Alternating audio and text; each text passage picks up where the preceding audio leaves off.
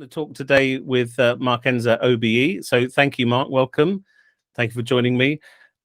As with our other guests, we're obviously going to talk about digital, better information management, digital transformation as a core theme. But the idea of this podcast is obviously not specifically to focus on them, but to talk around the issues and how does it impact our daily life.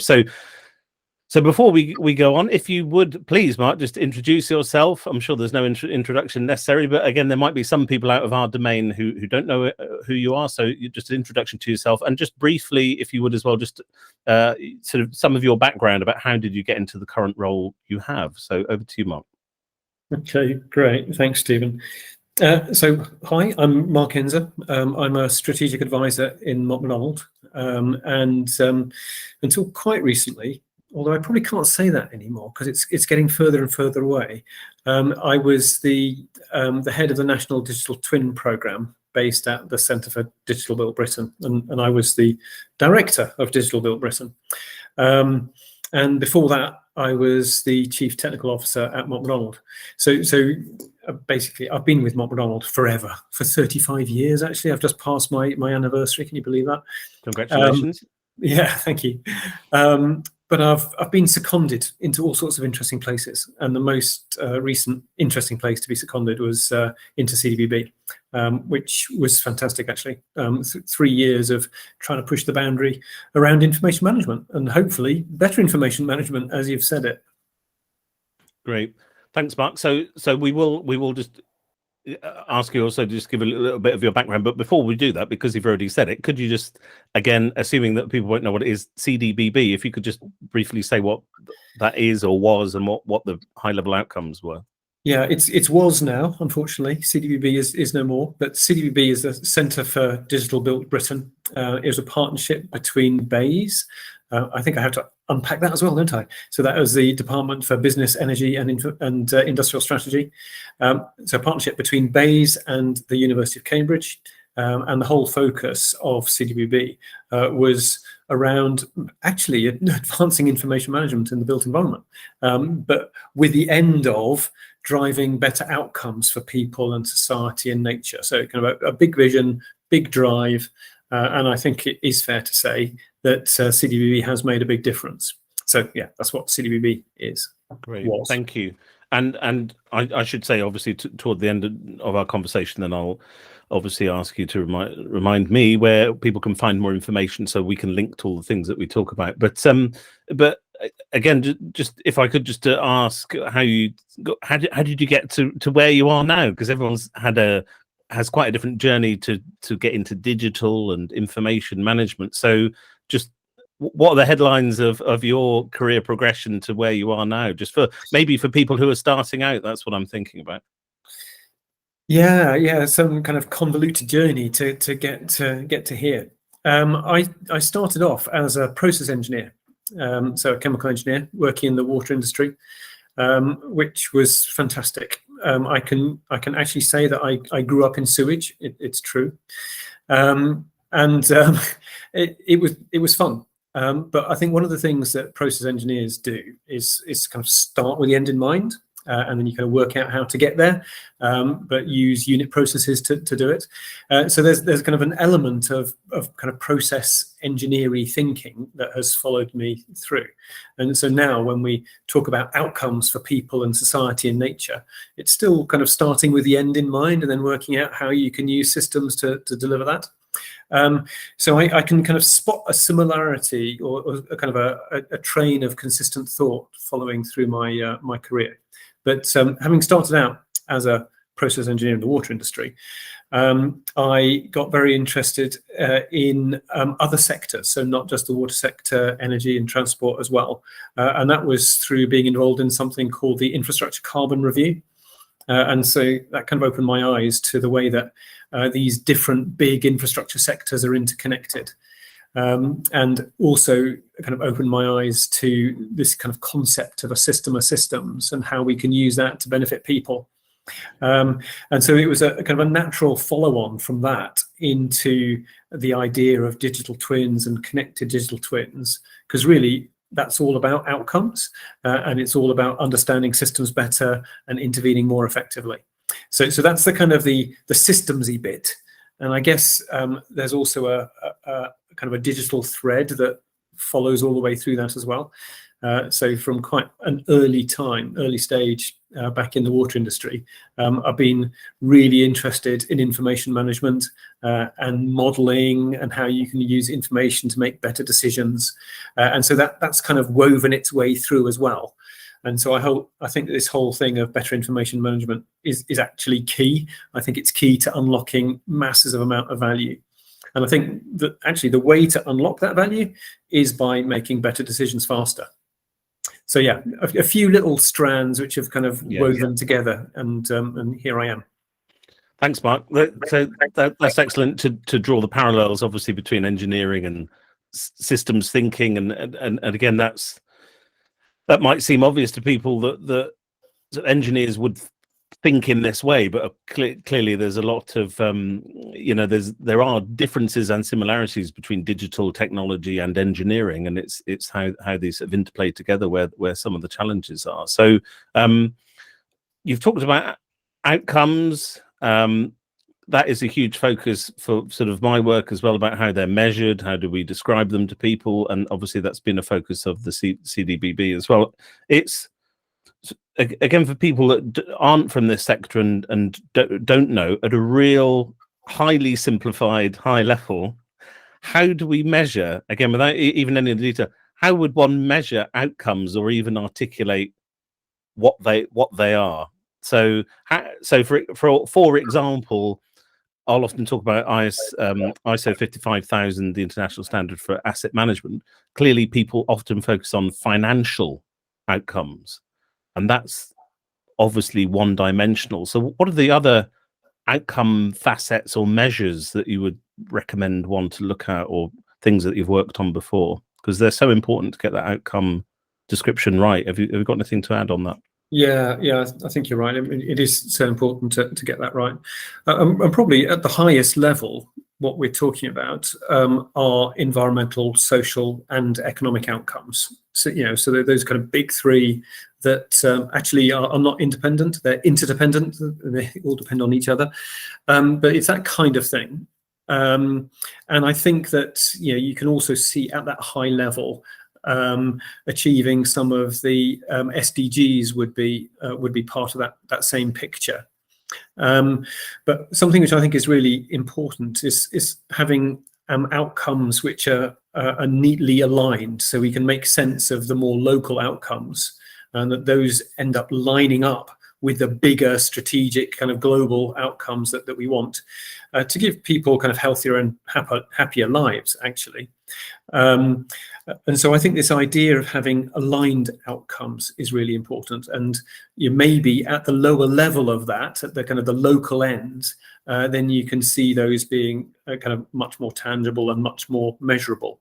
But what it doesn't mean is that those big high level ones are not important anymore.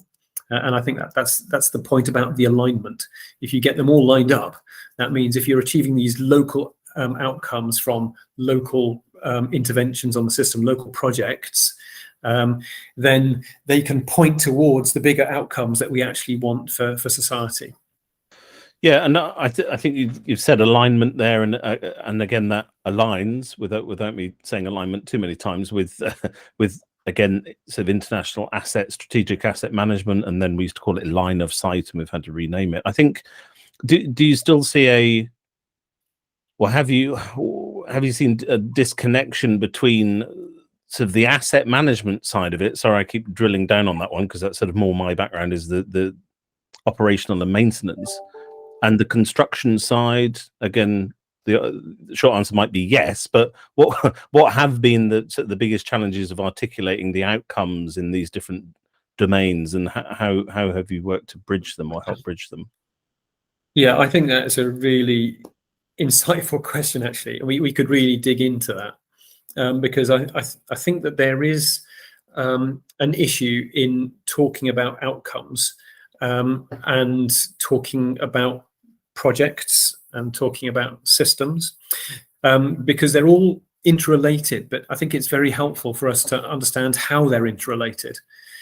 So the way I see it, and it's pretty simple at a high level, is that if we start with the outcomes, that's the most important thing. And it might even sound weird, mightn't it, to start with the outcomes, because it sounds like that's the thing you end with. But I think if we start with the outcomes in mind, saying that that's the most important thing, how do you get the outcomes? Well, you get those outcomes that we want aligned from the highest level down to the local level. You actually get it from the systems we have. So looking at the built environment, it's this amazing, complex, interconnected system of systems, where energy and transport and water and telecoms, are all interdependent on each other. And it can be described as a system of systems. And I'm saying that not to confuse anybody or to say it's so complex we can't do anything about it. It's just to say that it's a fact. It's there. It's the built environment. It's wonderful. It's where we live. It's what makes it possible to have society. But it's actually from those systems that we get the outcomes. And then we can see the projects that we do as interventions on the system. So I think that one of the struggles we have in articulating this is that very often we seem to think that we can go straight from projects to outcomes. And I think that that's missing out a really big bit in the middle, which are these systems. And if we see projects as interventions on the system and we get outcomes from the system, then we're kind of seeing the world the way it is. And what it means is that we have to understand those systems better. And then that means we can intervene more effectively, which then means that we can get more outcomes per pound. And that's really what we want. And there's been a big debate, hasn't there, around how do we increase productivity in construction? Now, that's a really important thing, focused on construction. Of course, we have to increase productivity because it's woeful. But it's not the only thing. It's kind of maybe even more important to improve the performance of our infrastructure because that delivers more outcomes. So I think this whole model, relating outcomes to systems to interventions, I think that's pretty important, and we need to get better at communicating it. Yeah. Sorry, Mark, you were going to add something. Well, it was just to then loop back around to what you were saying about asset management, because I think that if we have this kind of systems view, then we can see how various different interventions fit into it. And so I would argue that the most important process related to the system is actually its use, because that's where we get the value from. We get benefit from the services it provides. So the use is the most important thing. But then what we see is that every now and again we have to modify the system. And so then it kicks off planning, and then the planning leads into design, and the design leads into construction. The construction leads into commissioning, and the commissioning leads into the ongoing operation and maintenance of the asset. But I think it's really important to see that it's the kind of the system that needs to work. So when we add new assets in, we're really integrating new assets into the system. And so the asset management is a really important part of the picture, but it's not the whole picture. In the same way that construction is a really important part of the picture, but it's not the whole picture. And I think that if we draw for ourselves the whole picture, then we can see where planning and design and construction fit in, each one being really important, but actually part of a bigger thing. And thanks, Mark. And I think that perspective is the interesting thing. In my mind, I often see the system, or the system of systems, a bit like a fractal. So it's repeating. Again, that maybe doesn't help simplify the analogy, but anyway, the point being of a similar concept. It doesn't matter at what scale you look, whether it is a project or a system of systems. At some level, having a framework to describe the value of inputs and outputs and how it goes across sector should be a common framework. And of course, there is work to move towards that common framework. And of course, you've been pivotal in a lot of that. I think also across domain. I don't know if you've got anything to add. So to that, just maybe a comment on it. That again, from my experience, it's even been cross domain. We talk about cross life, or if you like, or life stage of assets. So we're talking about sort of the capex, opex, the capital expenditure, operation expenditure, and that one's sort of better understood, I'd say, for an example, and handover, infamously handover, there needs to be work with handover.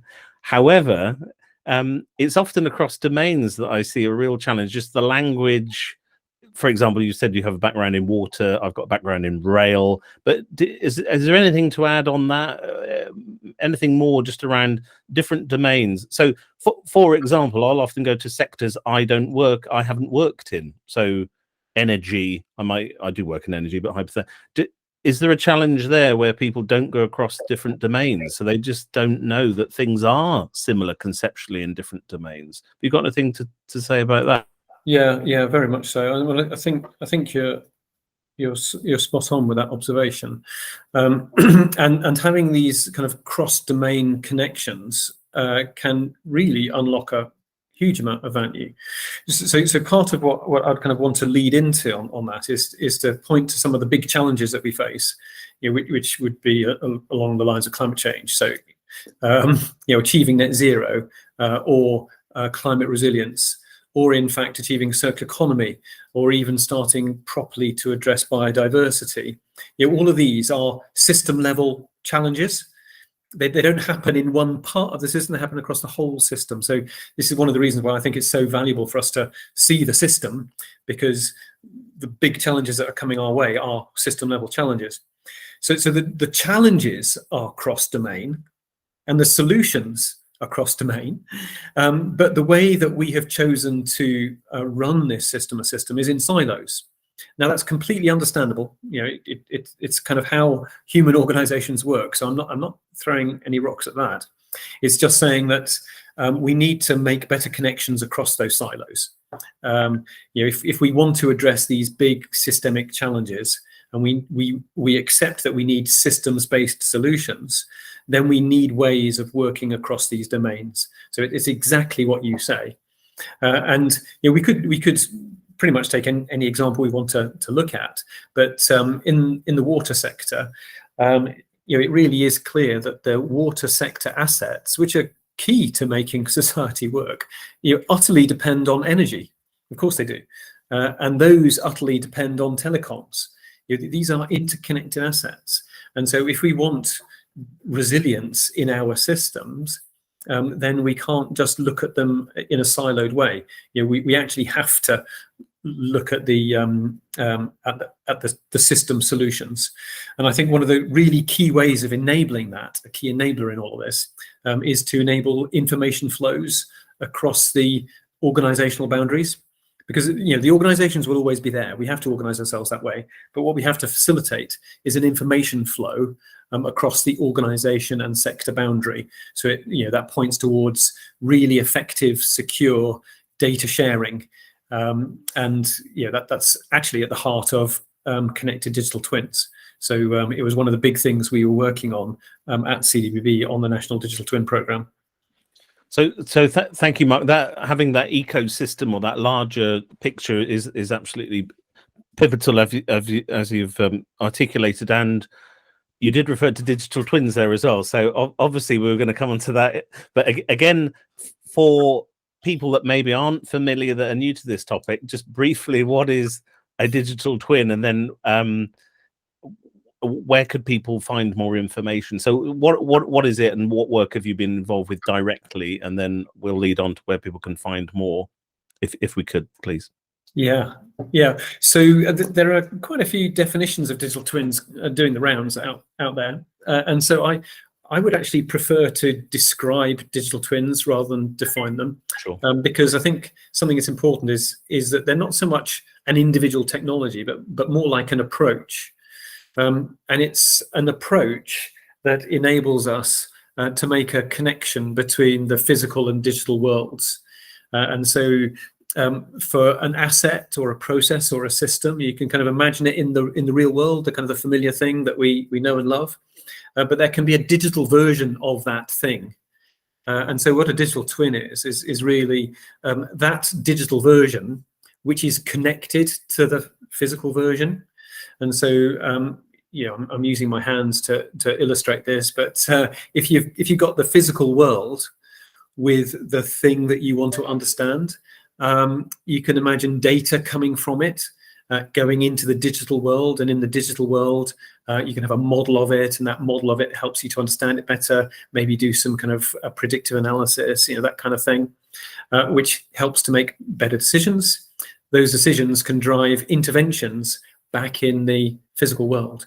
So a digital twin is really this kind of connection, two-way connection between digital and physical, with data going one way and interventions going the other. And the reason why I've generalized it is because we can imagine digital twins in all sorts of shapes and sizes for all sorts of different purposes. You can have a digital twin of an individual asset, or digital twin of a system, or digital twin of a process. And there could be a range of different kind of complexities of the digital twin. You could have you can imagine a really simple one or a really complicated one. They're both digital twins. And so it's more like a kind of a family of things where there's this two-way connection.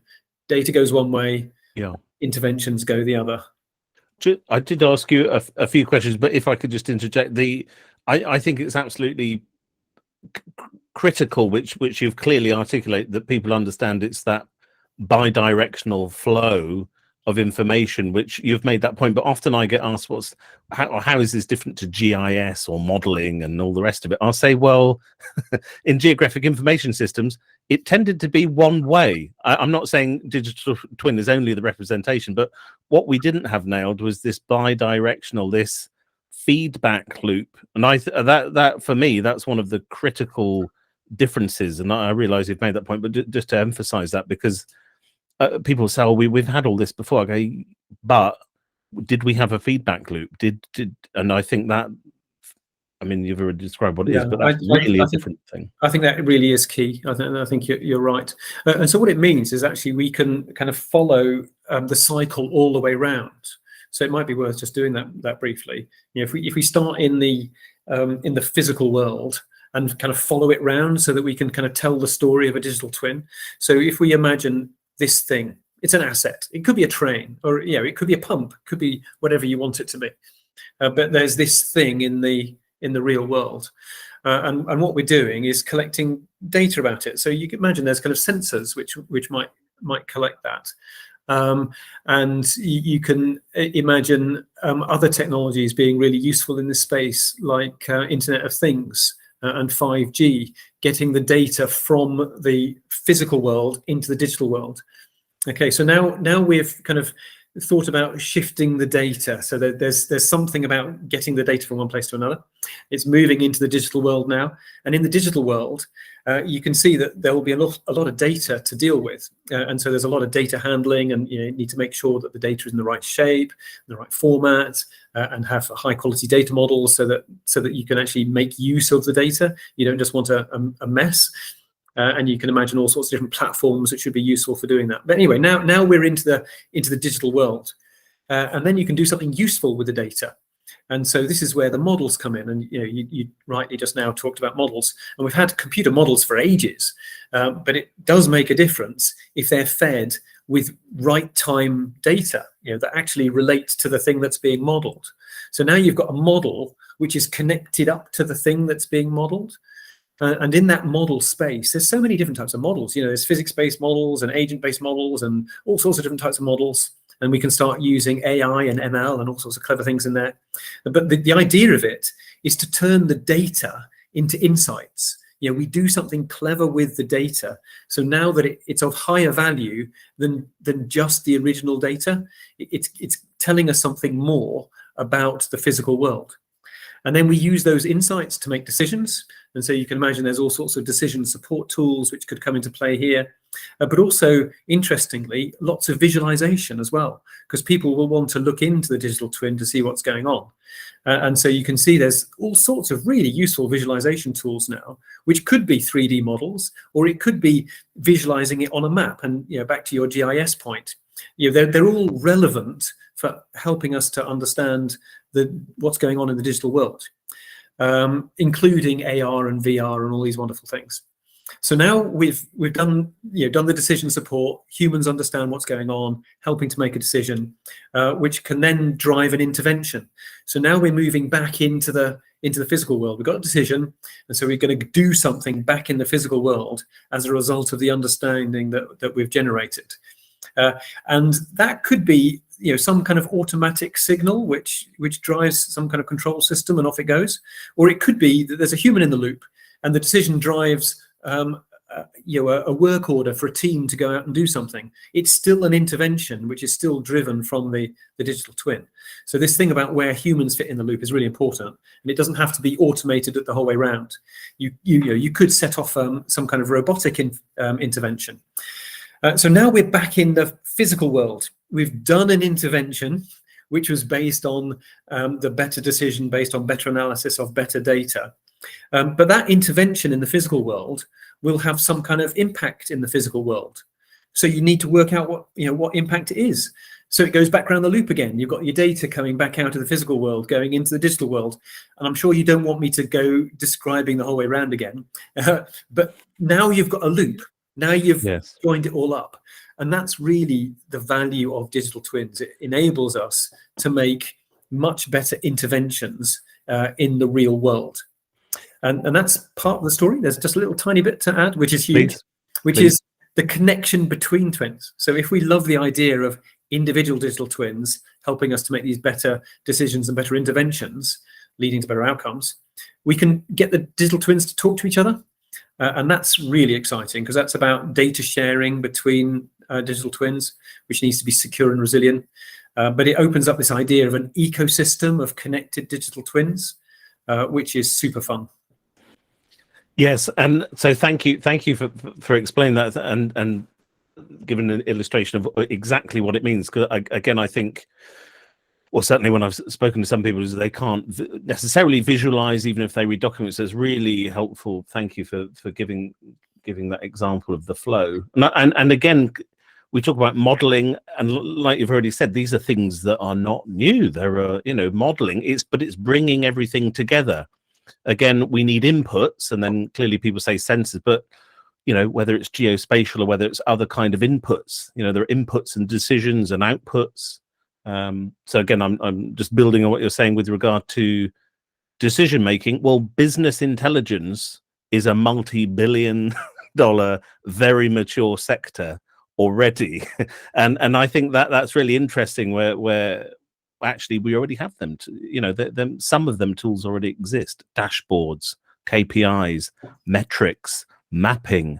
We talk about visualization. Well, it's just sort of bringing everything together and connecting it, like you've said. And I think I wasn't necessarily going to focus on things like interoperability, but maybe again for the benefit of people that aren't that are quite new to these topics and maybe are not sort of IT and information management professionals.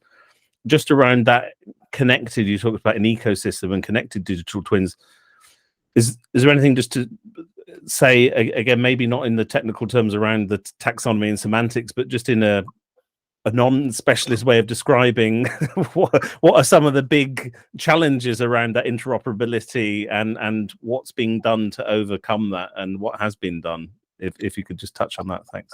Yeah, I mean, it is a huge subject, which obviously we won't be able to completely cover in the time available. But I think at a high level, we definitely can. And I think you're right to pick on interoperability being really key.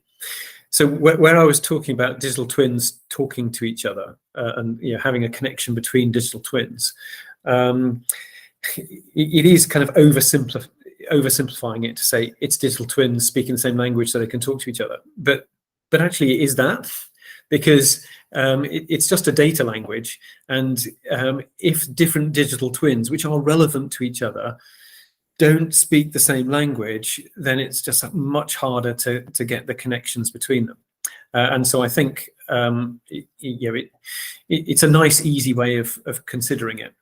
I think being slightly more technical about it, if we are going to have this information flow across organizational and sector boundaries, then it really does need to be secure. That's kind of essential, and it needs to be resilient. And we need to reduce the friction of that information flow, because it's always possible to kind of get the information to flow, but it can be very, very clunky. The information does flow if you send somebody with a floppy disk. It's an information flow, but it's not great. and then you had to do all sorts of translation. So I think when it comes to making connections between digital twins, what we're really trying to do is get an information flow that is secure and resilient and low friction. And the way that we see of doing that is to have a consistent approach to data modeling. So ideally, each side of the sharing, there should be consistent high quality data models. There should be shared reference data. And on that security point, there needs to be common security and access protocols so that only the right people get access to the right data.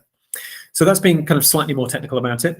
But basically, what we've got to do in order to get this information flow, information sharing, data sharing is some pretty hard work in the foundations of sorting out our data. And that's at the heart of interoperability. It's basically getting systems that can work together. Thank you, Mark. And it's also getting people to understand that the value in the data. Again, there might be people listening or watching this that aren't necessarily in that role, but I've been pleasantly surprised to see, again, outside of this immediate topic that we're talking about, but CDO, Chief Data Officer roles flourish outside, so data is becoming more valuable. And then obviously we're talking about the enabling activities to bring things together. And I think there's no surprise, it's in parallel, but that's absolutely critical that someone has a seat at the board. I don't know if you'd agree with that, but just on the pure role people side of it, if we don't have someone at the top, it's harder to make the change.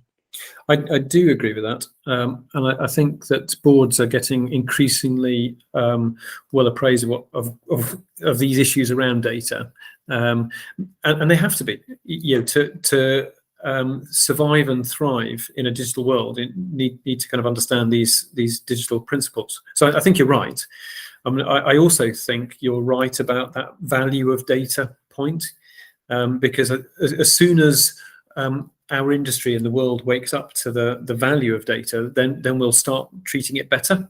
Yeah. And I guess it stands to reason, just putting it simply, if you've got one organization whose data is in a complete mess, they don't even know what they've got, and it's all inconsistent, and their own internal systems are not interoperable, and it's basically just a mess, then that organization will have a lower value than an organization who's got its data together, got its act together about its data, has got it properly controlled, has got high quality data models, knows what data it's got and uses it really well. I mean, clearly it's a higher value organization. And so I think if we were able to get the value of data actually evaluated, and almost start to see the value of organizations accounted for when they're managing their data better, then we would see a change across the industry. People would start to adopt the better practices quicker, I think.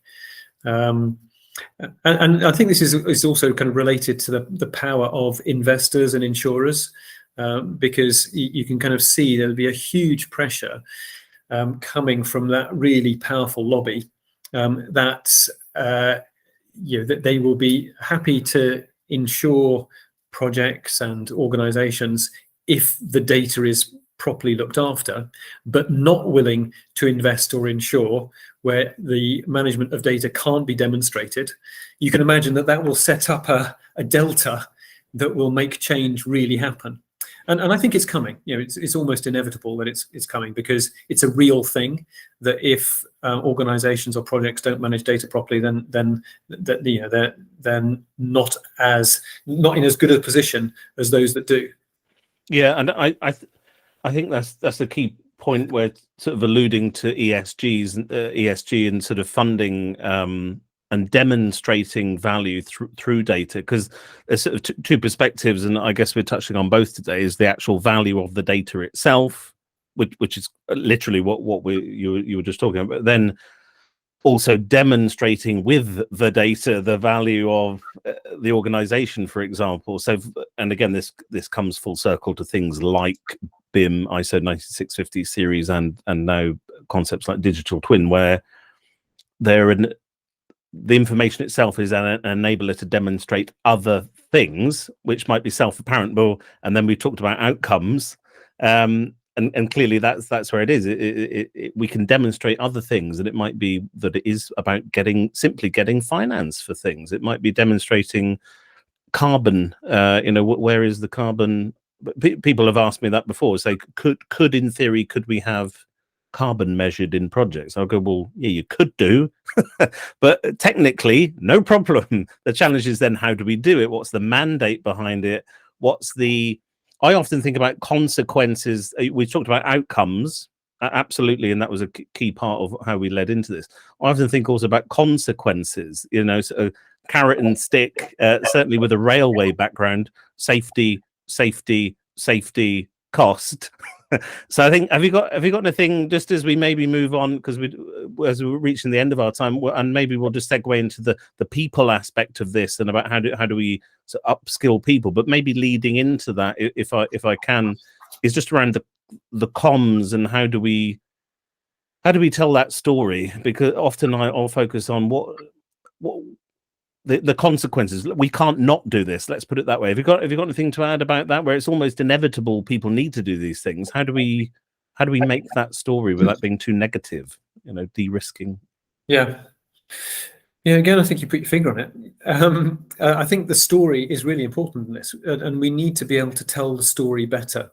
It needs to be a coherent narrative that shows why data and digital is so important across a whole organization, or across a value chain, or across a life cycle of an asset. Basically, wherever you look, that this issue about data and digital really matters. We've got to be better at telling that story. And I'm not sure that as an industry we have been good at that. It doesn't feel that coherent yet. But a really important part of that story is that we need to be much better at articulating the benefits. And those benefits need to be in terms that matter to the industry. You touched on it already, but it does have to be that we can demonstrate and tell the story where data and digital is providing benefits in terms of cost and time and quality and safety and resilience and security, and the list goes on, doesn't it? But we've got to be able to articulate the benefits in those terms, because those are the terms that businesses understand, and that's what can drive business cases and drive investment. So I think we do have to be better at communicating, better at telling the story, but specifically better at articulating the benefits.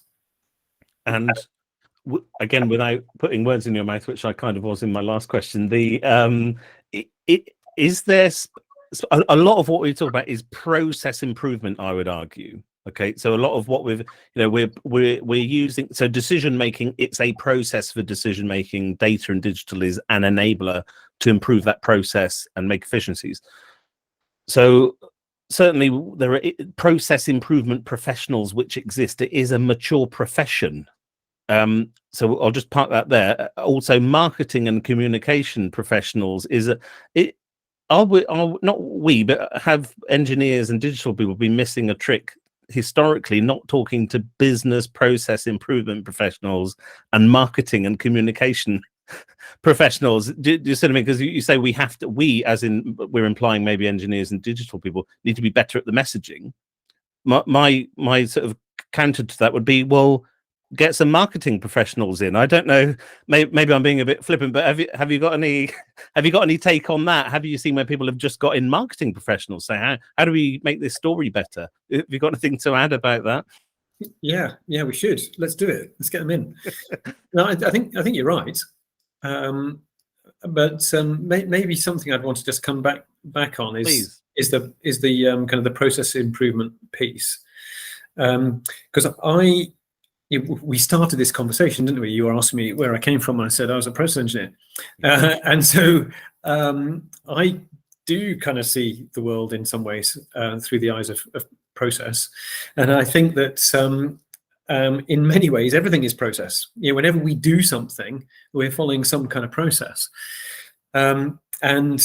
I think that inevitably along the processes of us doing stuff, whatever it is, whether it's some kind of process in delivery or process around planning, or even the process of using things and operation and maintenance. There's always some kind of process.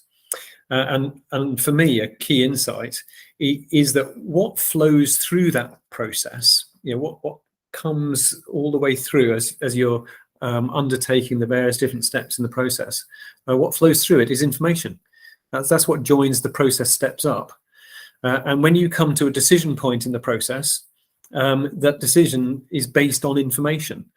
Information fundamentally destroys uncertainty. You got to work out, when you're making this decision, have I got enough information? Have I destroyed enough uncertainty? Because you never destroy uncertainty completely, and so decision making is both an art and a science, but it has to be based on information, and it's the information which has flowed through the process to that point.